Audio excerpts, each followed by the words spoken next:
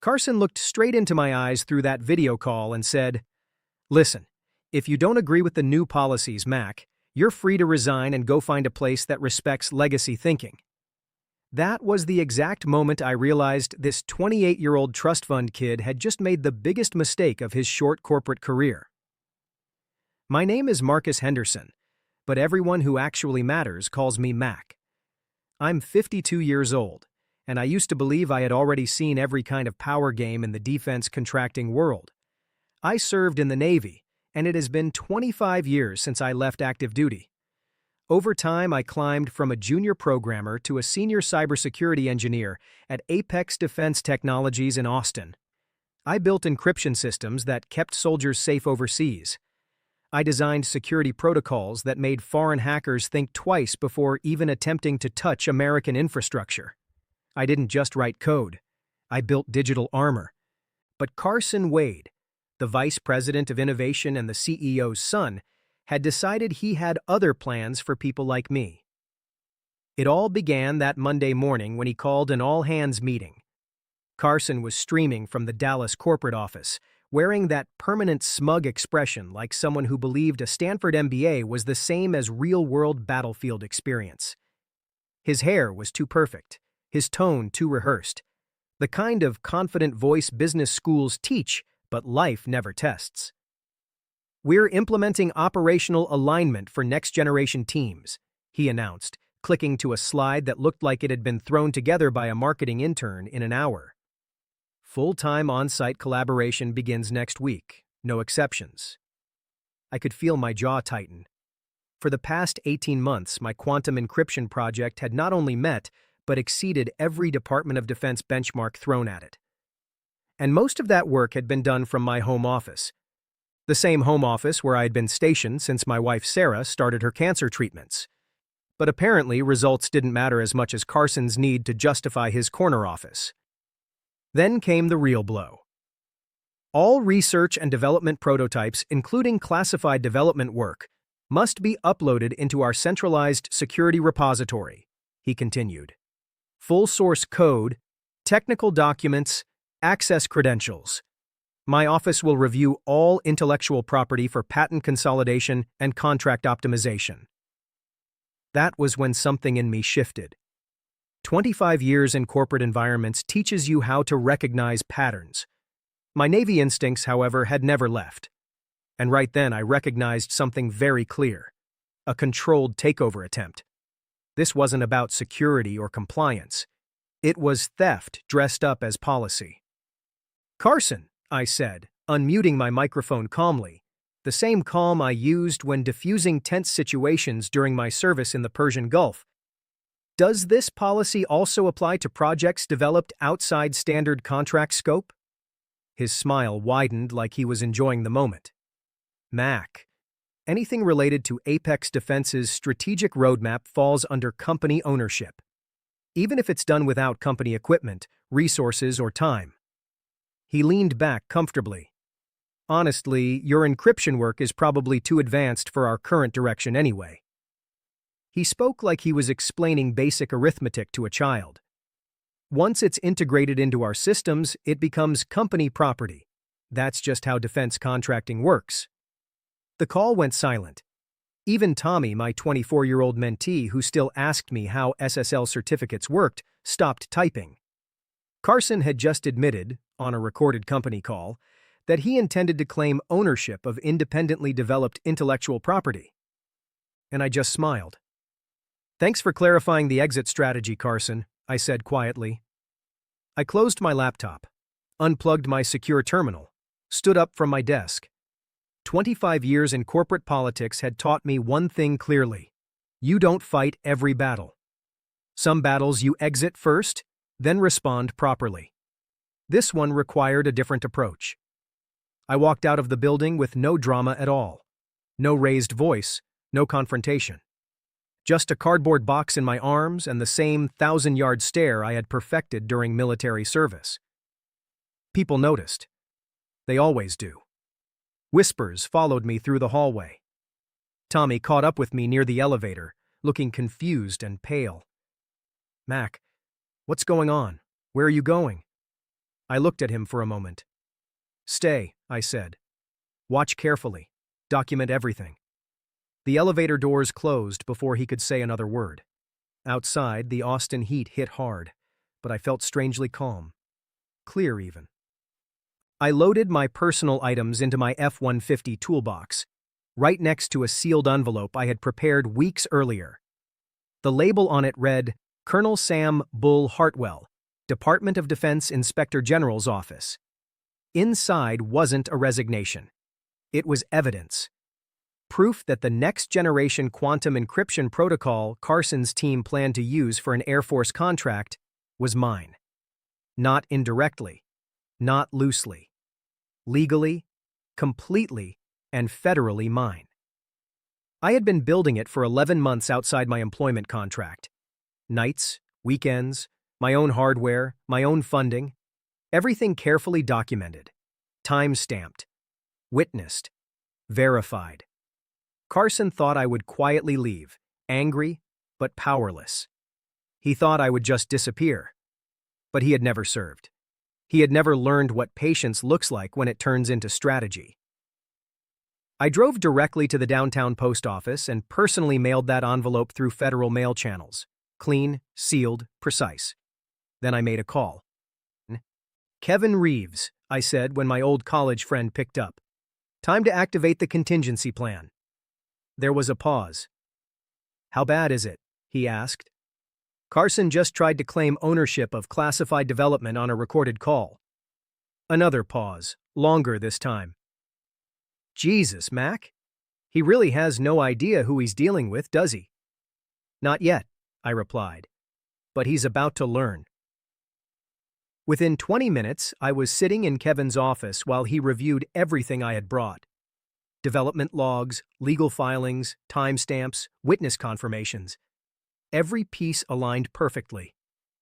After a long silence, he finally leaned back. "Mac, this isn't just solid. This is airtight. This is buried under layers of federal protection." "Good," I said. "Because Carson is about to find out what happens when you try to steal from someone who already built the system to defend himself." The next morning, I didn't go to work. Instead, I was sitting in a small diner downtown at 6 a.m., sketching encryption structures on napkins while a waitress kept my coffee full without asking questions. This wasn't new for me. In fact, the original concept of my encryption system had started in that exact booth nearly a year ago. I had seen Carson coming long before he officially arrived. His father had been dropping hints for months about modernizing leadership. That meant one thing, a corporate takeover disguised as innovation. So I prepared. Quietly, patiently. Every weekend, I built what I called the Ghost Protocol, a system designed to move sensitive data so quietly that even system administrators wouldn't detect it.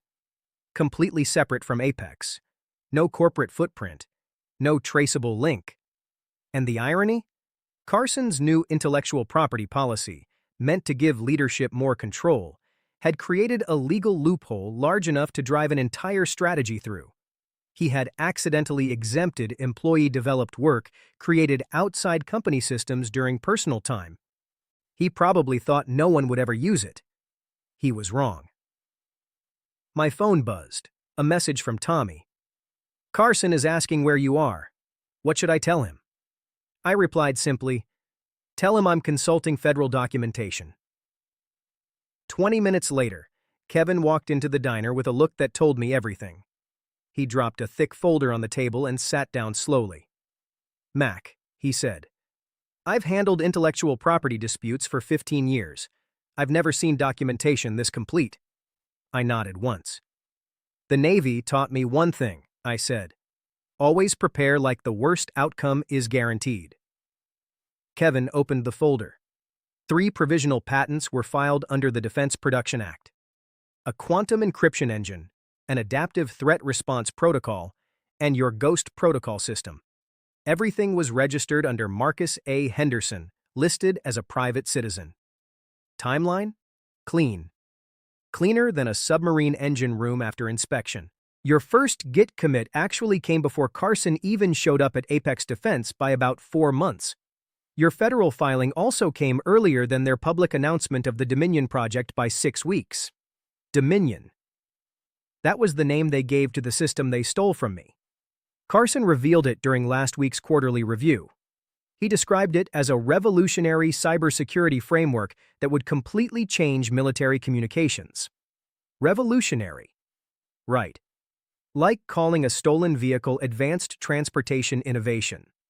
Kevin, what happens when they try to show Dominion in front of everyone, without your main core protocols? He didn't even hesitate. System failure. Not just failure, total catastrophic breakdown. Embarrassing. Career-ending kind of failure. And if they attempt to rebuild it without my code, impossible. Your encryption logic is embedded deep into every layer of their architecture. If they remove it, the entire structure collapses like a broken frame. Good. Perfect. My phone started ringing. Sarah's name showed up on the screen. Hey, sweetheart. How's the treatment going? Good day today, she said. The nurse told me my numbers are getting better. Her voice sounded stronger than it had in weeks. Mac, Tommy called the house earlier looking for you. He said something about Carson being upset. Nothing serious, just corporate drama. You didn't do anything reckless, did you? I looked across the table at Kevin. He was calmly sorting legal files that could destroy Carson's entire career. Define reckless, I said. Marcus Henderson, what did you do? I secured our future, legally. A long silence followed. Should I be worried? She asked. About Carson? No. About Emma's college fund? Also no. After I hung up, Kevin leaned forward slightly. Mac, there's something else. I've been tracking Apex defense contracts. They have a full demonstration scheduled at the Defense Technology Summit in 3 weeks. I already knew where this was going. Dominion is the centerpiece, isn't it? The main attraction. DoD officials, defense journalists, industry leaders, the whole ecosystem. Carson is putting his entire career on a live public launch. How public are we talking? I asked. Fully live-streamed across the defense industry network. If Dominion fails during that demo, Kevin said slowly, he's finished. Not just finished, completely radioactive. No company will touch him again after that kind of public failure. I took a sip of coffee and thought about the Ghost protocol sitting on my private server. Every line of it was legally protected and completely locked away from Apex defense. Kevin, how long until they realize they can't actually make Dominion function? Based on their progress, he replied, about 10 days, right when they're supposed to finalize everything. And there's no way for them to reverse engineer it? Not without triggering federal alerts. Your systems are protected under classified tech statutes. Any attempt to copy or access them becomes a federal violation. So Carson had only 2 paths: admit theft of protected technology or watch everything collapse in front of a live audience. Those were his choices. I stood up, left a $10 tip on the table and shook Kevin's hand. Keep watching them. I want to know the exact second they understand they're done. Where are you going? He asked. Home. The screen froze. Error messages began appearing everywhere. Authentication failed. Core systems not detected. System integrity breach confirmed. Tommy, standing off to the side of the stage, suddenly moved forward toward the demo laptop. His hands went fast over the keys, but there was nothing left to save. The encryption system was not broken. It was never really there to begin with. It did not exist in the first place.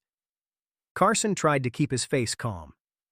We are having some technical issues, he said, but his voice went a little higher than normal. The crowd shifted in their chairs. A few people started looking at their phones. Someone from the press area began typing very quickly. Then the backup systems also failed, not because they broke, but because there were no real backups at all.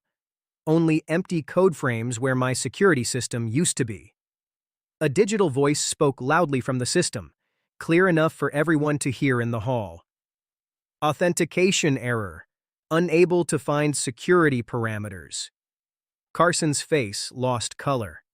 He looked at Tommy, who was now shaking his head like he could not believe what was happening. Carson then looked at the senior engineers behind him. They were just staring at their screens, as if the missing code would magically appear again. "I am sorry," Carson finally said, clearly uncomfortable. "We will have to postpone this demonstration." A few people clapped, but it was weak and awkward. It was the kind of applause people give when they feel bad for someone who just failed in public. But that was not the real story. As Carson walked off the stage, a man in dark uniform steps moved toward the Apex defense booth. Colonel Hartwell. He held a manila file envelope that contained information Carson was never supposed to see and definitely never expected. "Mr. Wade," the man said. "Colonel Sam Hartwell, Defense Department Inspector General's office. We need to talk." Carson's face changed slowly from embarrassment to confusion and then to real fear. He looked around as if searching for an escape. "Is there a private place we can talk about your company's intellectual property claims?" the colonel asked calmly. In that moment, Carson understood this was not just a failed presentation. This was something much bigger. Something serious. The small conference room inside the Austin Center was simple, closed off, and quiet. It was about to become the place where Carson Wade's career would fall apart in front of everything. I could not hear their words through the glass wall, but I did not need to. I could see everything clearly. Colonel Hartwell spreading papers across the table. Carson leaning in, then slowly leaning back. His face changing from confusion to denial, and then to the realization that he was in trouble far beyond a simple product failure. About 20 minutes later, Carson walked out. He looked like someone who had just been given very bad medical news. Behind him, the colonel walked out with a straight back and calm face, like he had finished something important and unpleasant. Tommy quickly moved toward Carson near the booth area. I stood close enough to hear pieces of what they said. "Sir, what did he say?" Tommy asked. Carson did not look at him directly. "Pack everything. We are done here, right now." "What about the equipment?" "Leave it. Just go." Within less than an hour, the Apex defense booth was completely empty. Everything was gone. Carson and his team disappeared like they were never there. Only banners and unused equipment were left behind, all useless now. My phone vibrated. A message from Kevin. "Federal warrant executed at Apex headquarters. FBI has seized all servers connected to the Dominion project." I smiled slightly and walked toward the parking area. 3 days later, news started spreading fast. A business article in Austin reported, "Defense company under federal investigation for intellectual property theft." The report was short but very damaging. Sources said Apex Defense was being investigated for using classified encryption technology without permission. Their security clearances were being reviewed. Many big contracts were stopped. Carson was mentioned briefly. VP of Innovation. Carson Wade could not be contacted for comment. Could not be contacted. In business language meant he had vanished from his position. No exit plan, no notice, just gone. Tommy called me later that day. "Mac, can we talk? I need advice," he said. We met at the same diner where everything had started. Tommy looked tired, like the last few days had taken a lot from him. "Carson is gone," he said straight away. "Security cleared his office. HR says he left for other opportunities. And the team? Disbanded, half fired, half moved to basic projects." He stirred his coffee without looking up. "Did you know this would happen?" he asked me. I looked at him for a moment. "What do you think?" I said. He nodded slowly. "I think Carson picked the wrong target. And now? I'll stay quiet and update my resume." Smart choice. 6 weeks later, I was entering Blackwater Dynamics in San Antonio. My new ID badge read Marcus A. Henderson, Chief Security Officer. The building was modern, all glass and steel, designed to look like the future of defense systems. Blackwater did not just want my encryption work, they wanted my full experience, my method, everything I had built over 25 years. They offered me a full team, high-level clearance, and a salary package that made my wife Sarah laugh when I told her. "That's more than 3 years of income," she said. Her health was improving. Her latest tests were clean. "It also covers Emma's studies," I said. "What about Carson?" she asked. I showed her a LinkedIn update. He was now selling insurance in Plano. Former tech executive looking for new opportunities in customer service. From VP of Innovation to insurance sales, a hard fall. "He did it to himself," I said. My first week at Blackwater, I started new security rules. Everything had tracking, everything was recorded, every line of code was stored and checked. A senior tech officer asked why I was so strict. "Because I have seen what happens when security is not respected," I said. She nodded. She understood without more words. A few months later, Tommy called again. He had a new job in Denver, far from everything that had happened before. "Thank you," he said. "For what?" "For showing me how real problems are handled." I told him the truth. I did not destroy anyone. People do that themselves. I just watched and recorded. Maybe that was all it was. At 52, I did not have time for emotional chaos. I had family, responsibilities, and work that mattered. Everything else was just noise. Carson was gone. My family was safe, and my work now lived at a level few people could even see. Every morning, walking into work, I remember that day on stage when everything collapsed for him. Sometimes the biggest losses come from ignoring details. And sometimes the best move is not revenge. It is just moving forward and building higher. That is all that really matters.